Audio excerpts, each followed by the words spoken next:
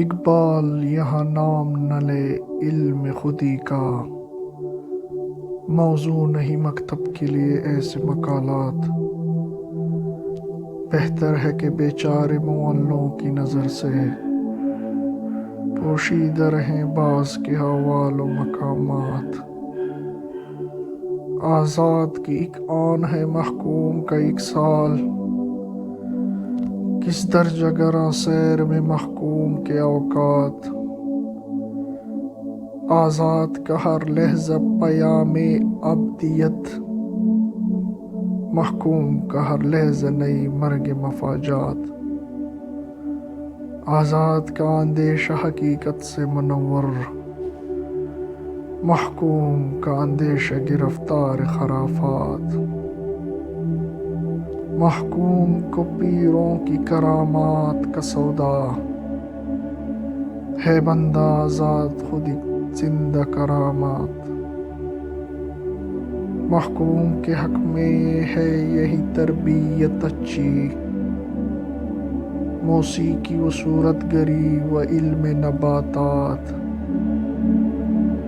اے اقبال، ہندوستان کے کالجوں کے طلباء کے سامنے پاکستان کے طلباء کا بھی یہی حال ہے۔ علم خودی کا نام مت لے، کیونکہ کالجوں کے طلباء کے لیے یہ درس موضوع ہی نہیں ہے۔ معلّوں کی نظر سے بعض قوم کے احوال اور مقامات پوشیدہ ہی رہیں تو بہتر ہے، کیونکہ محکوم قوم کے افراد حکمران قوم کے جذبات اور تصورات کا اندازہ ہی نہیں کر سکتے۔ مثال کے طور پر محکوم اور حاکم کے تصویر زماں میں بھی فرق ہوتا ہے، چونکہ محکوم رات دن حاکم کے ظلم و ستم سہتا رہتا ہے، اس لیے زندگی کے ماہ و سال اسے بہت طویل معلوم ہوتے ہیں، جس طرح عاشق کو فراق کی رات طویل معلوم ہوتی ہے۔ اور حاکم چونکہ ہر وقت خوش رہتا ہے، اس لیے خوشی کی گھڑیاں اسے بہت مختصر معلوم ہوتی ہیں۔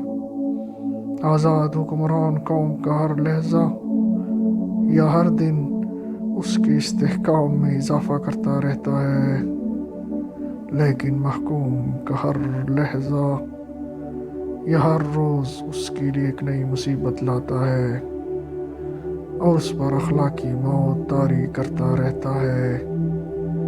یعنی دن تو ایک ہی ہے، لیکن وہی دن آزاد کے حق میں پیام ابدیت اور وجہ استقامت بن جاتا ہے، اور وہی دن محکوم کے حق میں مصائب ناگہانی کا موجب بن جاتا ہے۔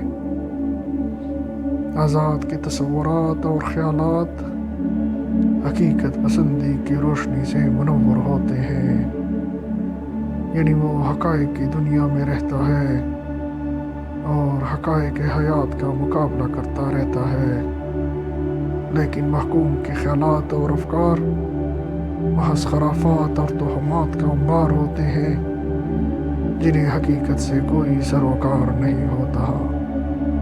اس لیے محکوم کے حق میں درس خودی کے بجائے وہی تعلیم اچھی ہے، بلکہ موضوع ہے جو آج کل کالجوں میں دی جا رہی ہے، یعنی موسیقی، مصوری اور سائنس وغیرہ۔